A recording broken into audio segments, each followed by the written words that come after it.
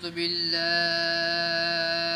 من الشيطان الرجيم. بسم الله الرحمن الرحيم.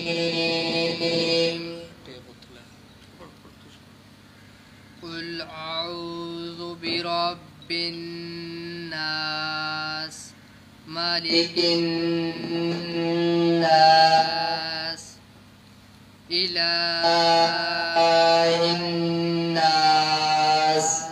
من شر الوسواس الخناس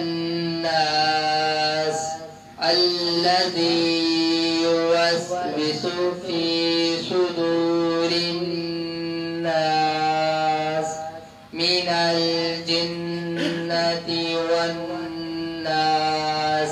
صدق الله العظيم.